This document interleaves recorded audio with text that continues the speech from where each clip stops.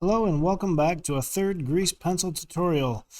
Today I'm going to show you how to just animate a simple smiley face, and we're going to change its emotion over time, and we're going to do it in a couple of different ways. I'll just go ahead and play this animation here. You can see what's going on. It's a little fast, so I'll just step through it so you can see how the individual parts are changing. I still have onion skinning turned on, so that's some of the shading and shadows you can see there. Okay, now I did this using several different grease pencil objects. You don't have to do that, but there are some advantages to doing it this way, and there are some disadvantages. So we'll take a look at both of those. But the first advantage, you'll notice I've got them labeled by body part here: brows, eyes, head, mouth. And so that means if I want to go in and just work on the brows, I can take the sculpting tool and work on the eyebrows and not accidentally mess up any other part of the drawing. So that's nice. I can also easily go into object mode and grab and move around, rotate, whatever I might need to do, scale, change the origin. I can go into edit mode and do very much the same thing. I can select all of it and move it in edit mode, rotate it, scale it, work with individual vertices. So right now I am working with the strokes. I've got the full stroke selection turned on, but if I go to vertex selection, I can work with individual vertices and stretch, change, move, relocate, delete, whatever I might need to do. So that is one of the huge advantages of working with multiple different grease pencil objects to create your animation. Whoops, I did not mean to do that. Let me jump back to camera view. I meant to pan. Okay. What else is unique about doing it this way? Well, if you look at my grease pencil object here and the layers that I've got, excuse me, I've only got 2 layers, and to be honest, I only used one of them. I did all of my work on the lines layer. And if you look at my materials, you can see which materials were used in this particular object only. So these materials were set up and used for brows, although some of these are default materials and I didn't customize anything. But if you look at eyes, you have a different set of materials, and for the white fill and the black fill for the pupil. If you look at head, you have a different set of materials. So each of these does have to have some materials assigned to it so that you can work with it in that object. But once you've created them, of course, for one object, they're available for any object. So I could just quickly say that if my mouth needed another material, I could hit the plus button and go pick one that I've already created and just throw it in. So now my mouth could be using that material as well. But I don't need that for now. So how did I make this animation, given that I have several different objects on the screen all at once? Well, this is where you get into some of the drawbacks of using multiple objects. I use the sculpting tool quite a bit here to shape some things, including the brows and the mouth. If I had wanted to use the sculpting tool and affect multiple things at once, well, I'm out of luck. I can't just go change the eyes at the same time I'm changing the mouth, because these are all separate objects. So I have to keep going back and forth between objects to pull something like that off. And I can't just do it and stay in sculpt mode, because you'll notice I just changed to the head object and I still can't do anything with the head. I can just change to the eyes object and I still can't do anything with the eyes. So it does mean going back and forth between modes if you're going to be using several modes or several objects and switching back and forth between modes. But it does give you that safety and freedom of knowing that you're not going to mess up another part of your drawing, and that this part is just sort of locked in place and safe. And also, if things start getting in your way, you can turn stuff off while you're working on other stuff with a quick click of the eyeball. So there's one of the animations. Let's take a look at another animation that is done in a very similar method. Oh, and by the way, I guess I'll walk through this. How did I set up keyframes and all of that? Let me go back to frame 1. And let me go back into object mode. Make sure the eyes are the selected object at the moment. And so all I did was jump ahead to the next frame. And I did a lot of this in edit mode to keep everything nice and smooth and round, looking like it was generated by the circle command and not just by my freehand drawing. So I would just jump over to edit and maybe scale that in the Z. So scale Z to make the eyes kind of squint a little bit. And then you can stay in edit mode. You don't have to keep going back and forth to object mode. And I would go to the next frame, scale it a little bit more, the next frame a little bit more, so on and so forth. And eventually get to there.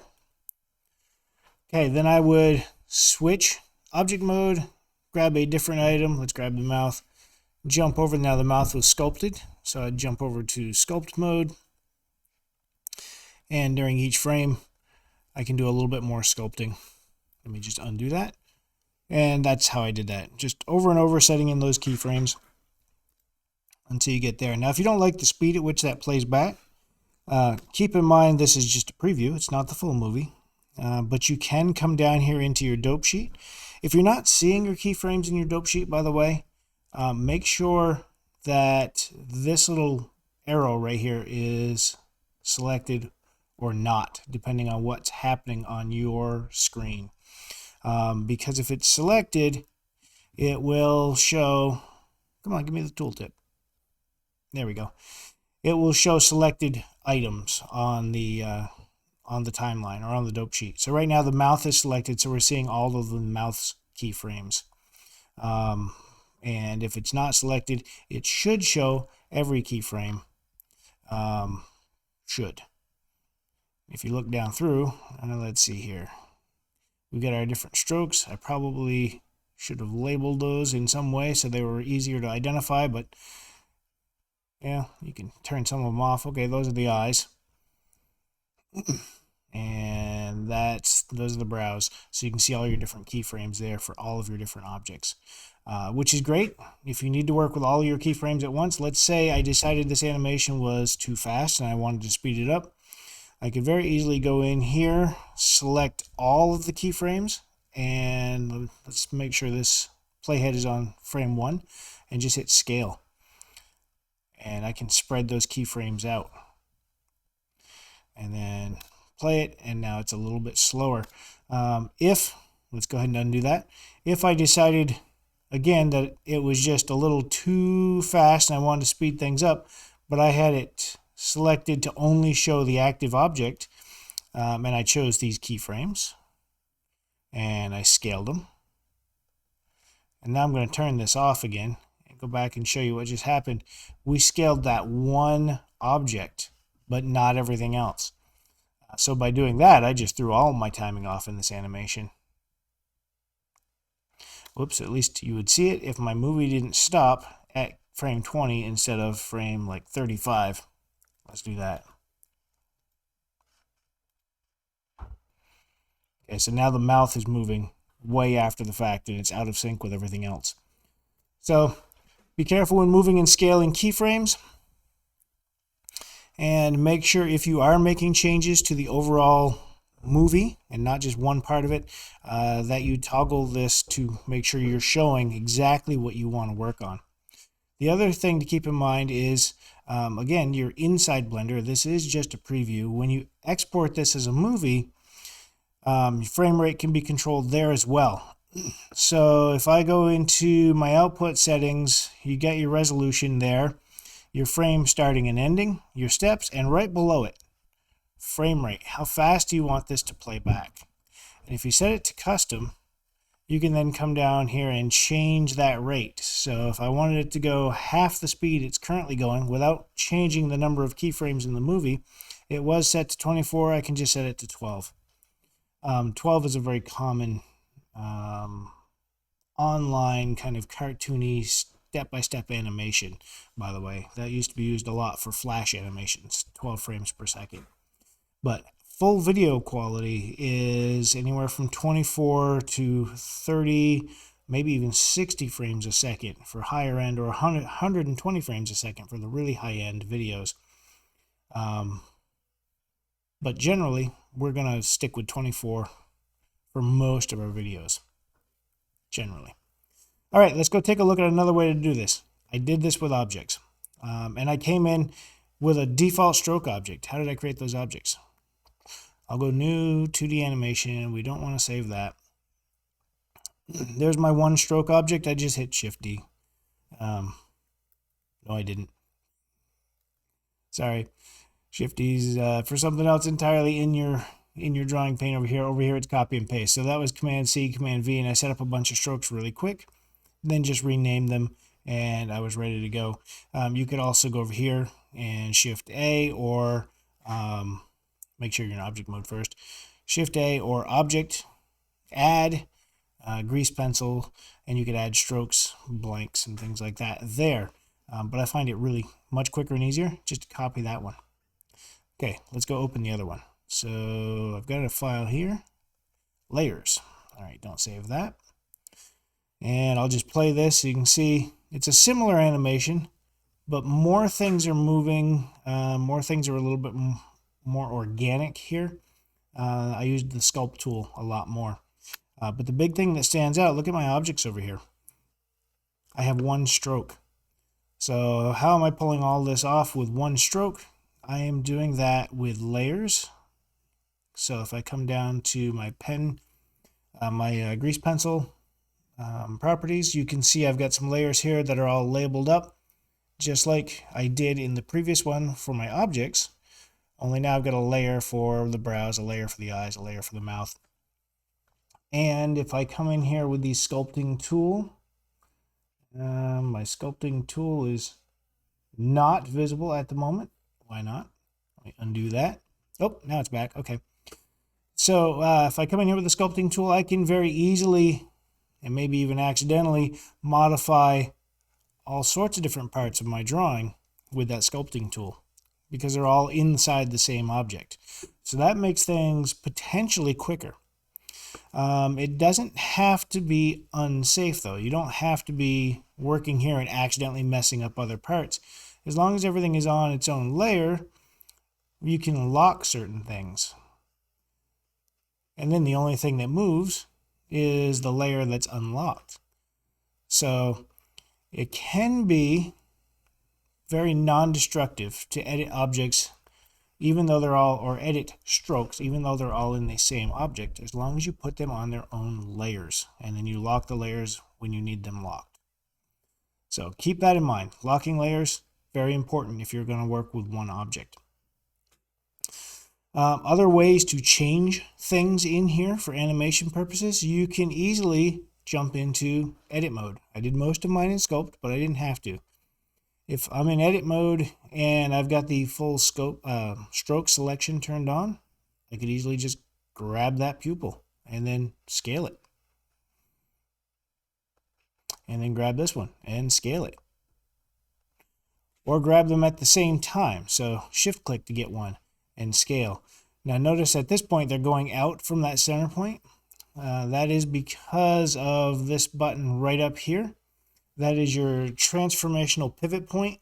And right now, the little icon is showing that there's like a dot in the middle of those two circles, indicating that right now it's going to try to figure out where is the medium point, the median between these two objects, and it's going to scale out from there or in from there. Well, you don't have to stick with that. Individual origins is also quite useful when you're scaling multiple objects. So now when I scale, the pupils are going to stay right where they were, but they're going to get larger or smaller based on what I do. And just like that, we've got a whole new look for that eye. And if I wanted to change the whites as well, hold down Shift, select both of those, and we'll do the same thing. Okay. So that is working in edit mode on a layer inside of a single object. How do I change the colors? Well, when I had multiple objects up here and you went to the materials tab, each object had its own materials assigned. Now that we're working in one object, that one object has all of the materials assigned. And so you can pick and choose which material you want to work with as you're drawing your shapes. And you can keep going back and forth between these two tabs to pick your grease pencil layer and then to pick your material. Or if you stay on your grease pencil layer and you stay in your draw mode, you've got a material drop down right here as well. So you can quickly pick between these. So if I wanted to do another yellow circle, for instance, I could then, well, let's do a square this time. Drag and drop, lock it in. I've got another yellow one. If I quickly want to change this material, because the next thing I want to do, and I'm working on the same layer, I didn't even change layers, I'm still working on brows, and I'm just going to change material to this one. And now I'll do a curve and lock that in. Now I've got a curve and I change materials. Now, because I did those both on the brow layer, if I were to suddenly switch over into sculpt mode, both of those are connected and I have to be careful while sculpting. However, if I had switched layers and used this same tool again, I'll even use the same material. So there's the basic line for the curve. Let's go ahead and stretch that out like that. Accept it. And now when I jump into sculpt mode, I can mess with my curve. And I'm also messing with my square. I kind of forgot. Hang on. Lock the other one. I think that was on brows. Yep, it was on brows. Okay. So that's all there is to working with the single grease pencil object and multiple layers and multiple materials. And you just, again, you go frame by frame, changing the things you want to change. So I'm just going to jump back to object mode here and skip back to frame 1. Play through. There's our new modifications on the last frame. And that's it. And to make these changes, I just jumped from one frame to the next, made some changes to the next, made some changes to the next, made some changes. Notice my onion skins are still on for the frame in front of and the frame behind. That's in your grease pencil properties tab. You scroll down and you've got your keyframing options right there. So if I take that back to 0, now there's no frame in front onion skin. Or if I put it back to 1, now there is. And of course, you can always adjust your opacity if the onion skins are getting in your way, but yet they're still kind of useful. I usually run mine at a lower opacity, but there you go. So that's how you can work with one grease pencil object and multiple layers and materials, or multiple grease pencil objects with multiple materials and just one layer. Both very effective. They both have a time when they are going to be more beneficial than using the other method. And depending on what you're trying to do, you're going to have to pick and choose which style you want to use. All right, that's it for this video. Tune in for the next one.